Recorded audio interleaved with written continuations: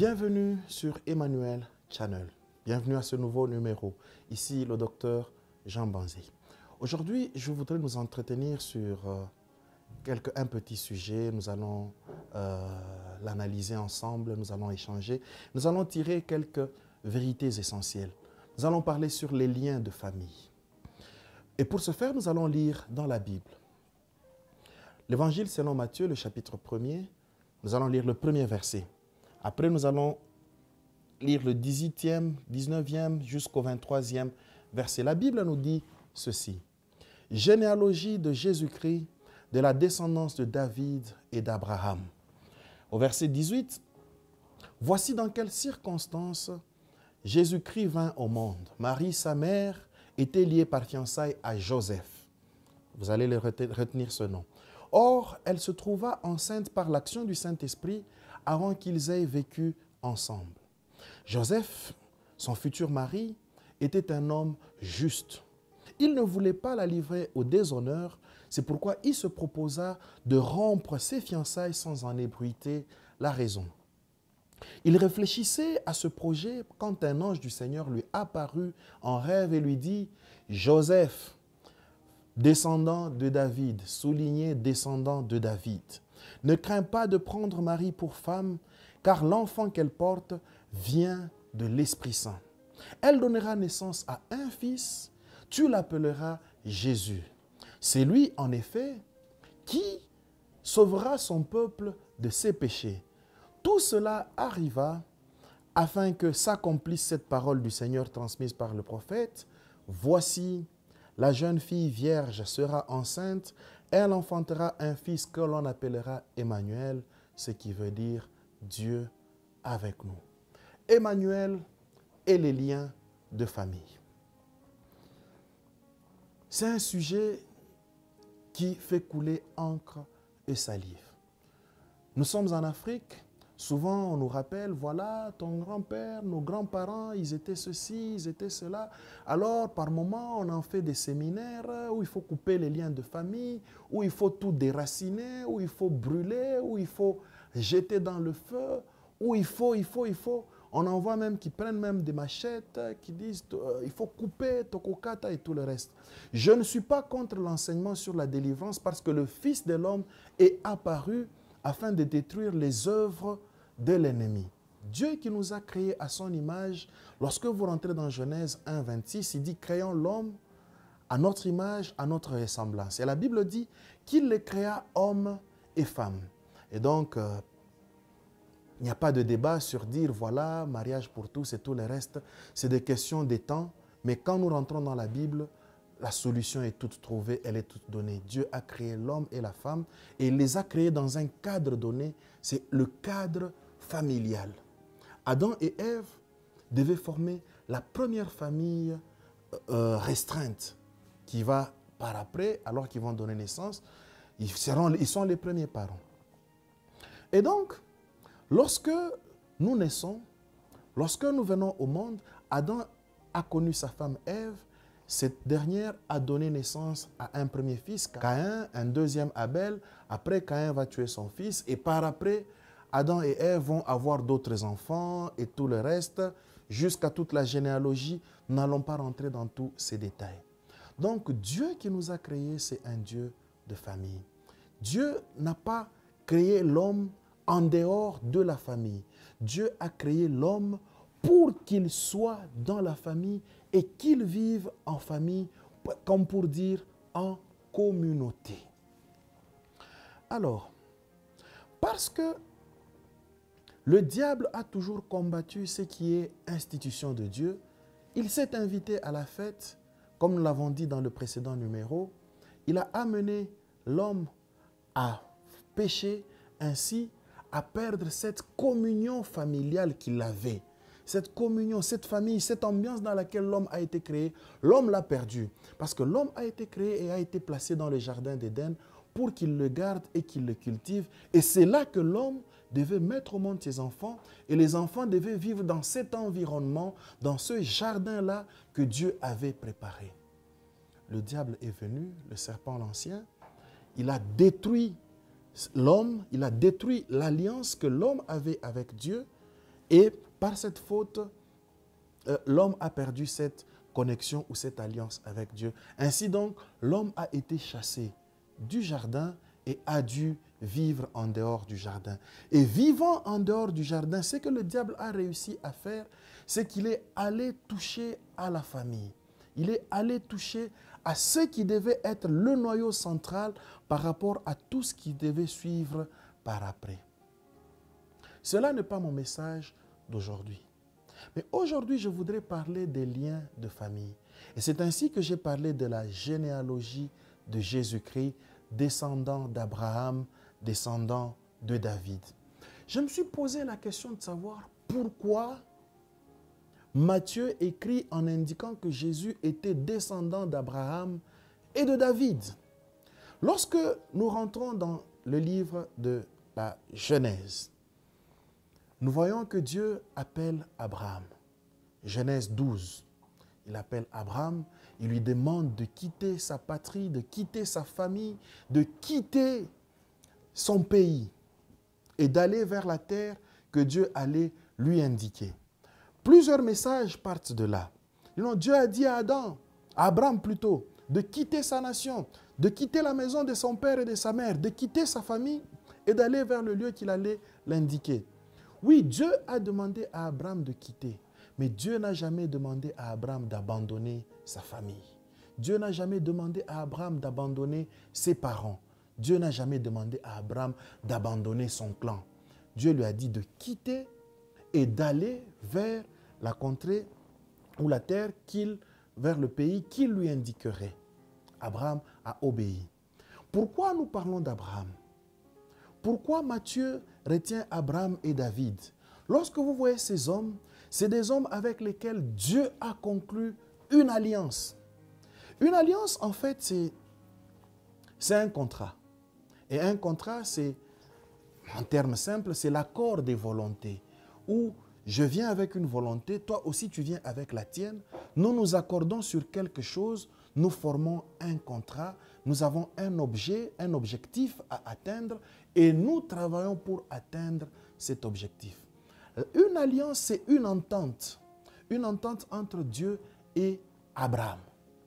Et cette entente, Dieu a promis à Abraham, il lui a dit, quiconque te bénira, je le bénirai. Dieu a promis à Abraham autant de bénédictions.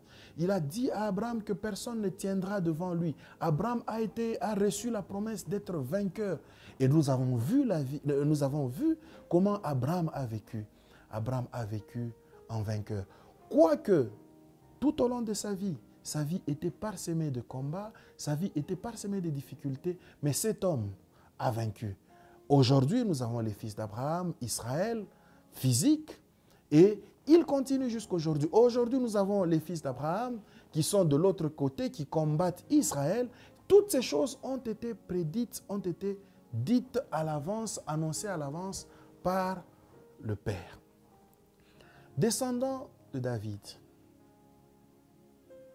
Lorsque le peuple réclame un roi, dans 1 Samuel, vous allez lire à partir du chapitre 15, 16, 17 et tout le reste. D'abord, c'était Samuel, un roi réclamé, un roi cherché, un roi selon le cœur des hommes. Dieu leur a donné Saül, qu'il a été un roi. Et Dieu n'attendait qu'une occasion, comme le disait un pasteur que j'ai vraiment aimé, paix à son âme.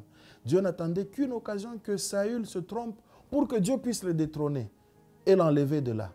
Mais après, Dieu dit, j'ai trouvé David, homme selon mon cœur. Ma main le soutiendra. L'ennemi ne le surprendra pas. Vous allez lire, c'est dans la Bible. Les deux hommes qui sont mentionnés dans la généalogie de Jésus-Christ, descendants de David et d'Abraham, ce sont des hommes aux promesses. Ceci revient à dire que dans le package, dans la généalogie là, il y a des choses qui sont cachées. Quand nous continuons avec la lecture que nous avons eu à faire, on nous a donné les circonstances dans lesquelles Jésus devait naître. Il y avait une vierge, Marie, qui était liée par fiançailles à Joseph. Cette jeune fille s'est trouvée enceinte par la vertu du Saint-Esprit. La Bible continue en disant que Joseph, son mari, était un homme juste. La Bible ne s'arrête pas. Que lorsque Joseph, qui réfléchissait sur comment rompre les fiançailles d'avec son épouse Marie, parce qu'elle s'était trouvée enceinte, voyez-vous, une fiancée ne peut pas être enceinte alors que Joseph n'avait pas encore commencé à vivre avec elle. Et en Israël, quand une femme ou une fille se retrouvait enceinte et qu'elle n'était pas enceinte de son mari, cette femme était condamnée à mort. Là n'est pas le message d'aujourd'hui. Joseph, on nous dit que pendant qu'il réfléchissait à comment il devait rompre ses fiançailles d'avec Marie sans en ébruiter la raison, la Bible nous dit qu'un ange du Seigneur lui est apparu en rêve et lui a dit « Joseph, descendant de David ». Dans la lecture, je vous ai dit de souligner descendant de David. Joseph, descendant de David, ne crains pas de prendre pour femme Marie, car la grossesse qu'elle a vient de l'Esprit Saint. Ce qui m'intéresse ici, c'est Joseph, descendant de David. Jésus, Emmanuel, Dieu avec nous, n'a pas choisi de naître en dehors des gens bénis. Il n'a pas choisi de naître en dehors des gens bénis. Il a au contraire choisi de naître dans la lignée de l'Alliance, dans la lignée d'un certain Abraham, un homme qui a reçu des promesses de Dieu, dans la lignée d'un certain David, un homme sur qui Dieu a dit « J'affermis ton trône à jamais, à perpétuité ». C'est ainsi que Jésus pouvait être appelé. Quand il entre dans Jérusalem, on dit « Hosanna au fils de David ». Pourquoi il est appelé fils de David ? Parce qu'il a des liens de sang, des liens de sang. Tous les liens ne sont pas à couper, bien-aimés. Il ne faut pas quand tu crois, tu quittes ta famille, tu abandonnes père et mère, tu dis « Moi, je suis devenu chrétien ». Ce n'est pas ça que Emmanuel est venu apporter.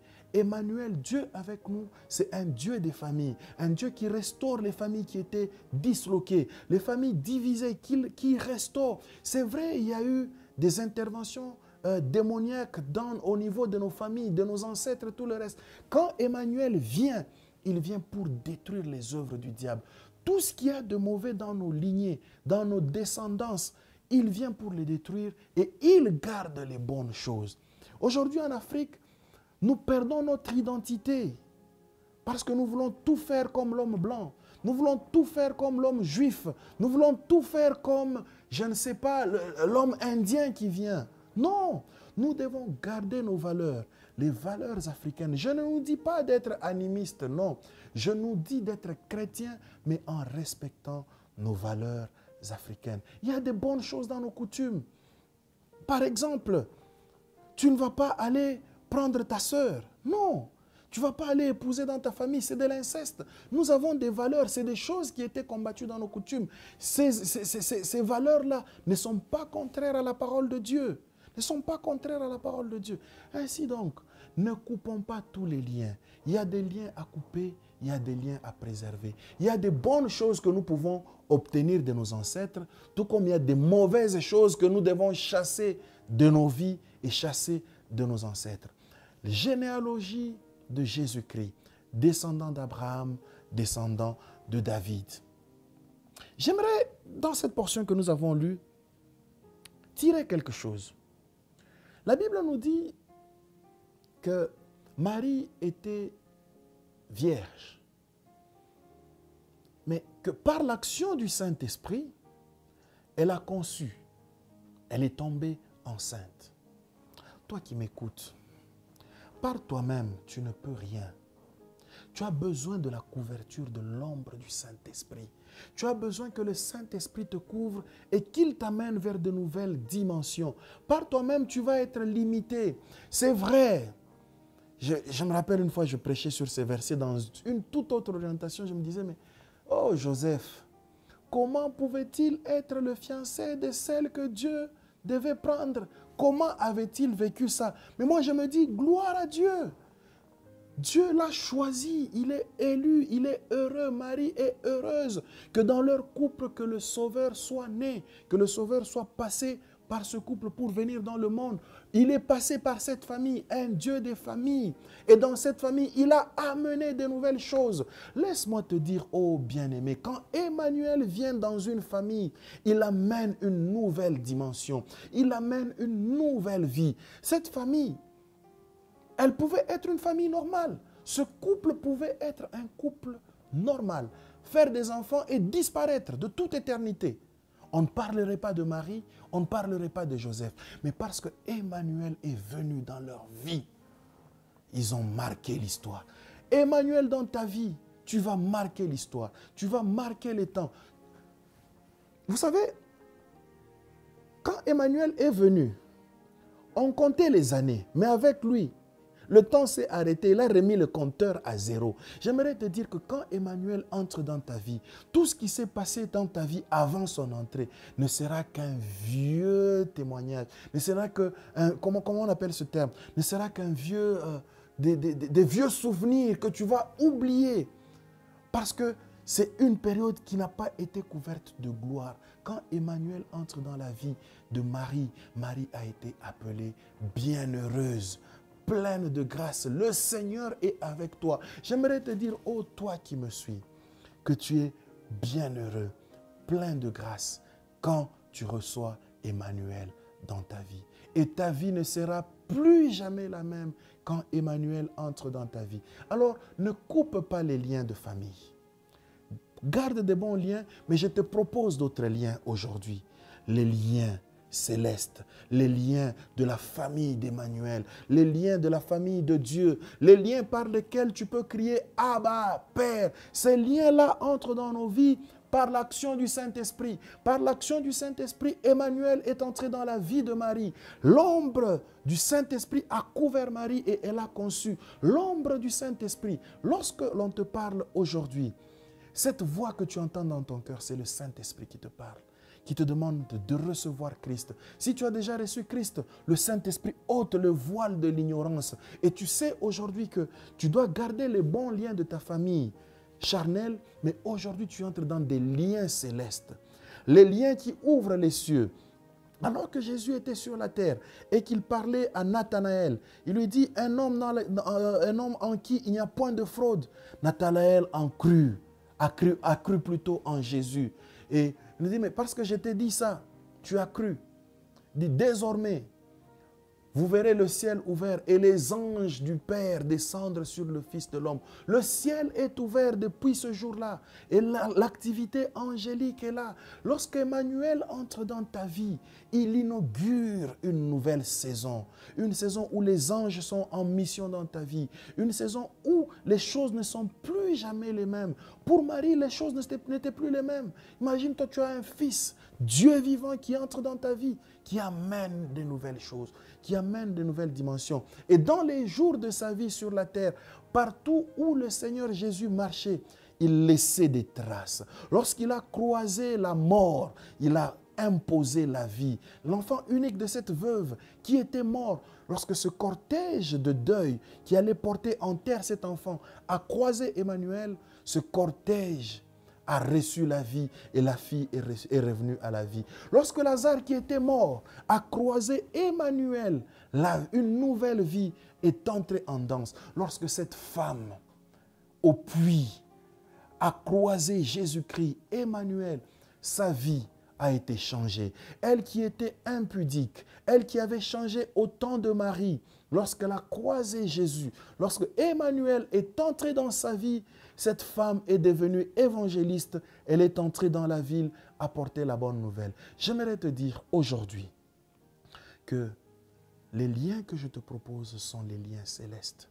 Peut-être que dans les jours de ta vie, les liens du monde vont te réclamer. Il y aura des réclamations. Chez nous, on ne nous épouse pas. Chez nous, on ne se marie pas. Chez nous, on ne finit pas les études.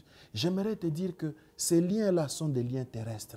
Mais nous avons des liens plus forts que les liens célestes. Le sang. Si le sang d'Abel pouvait crier vengeance, nous avons le sang de Jésus. Le lien qui nous unit au ciel, qui crie amour, qui crie victoire. À la croix, le Seigneur Jésus s'est écrié: tout est accompli pour ta victoire, pour ta paix, pour ta joie, pour ta restauration, il a déjà tout accompli. La foi vient de ce qu'on entend. Et ce qu'on entend, c'est la parole de Dieu. Écoute la parole de Dieu et elle va te procurer cette connaissance. Et la connaissance va te procurer la liberté.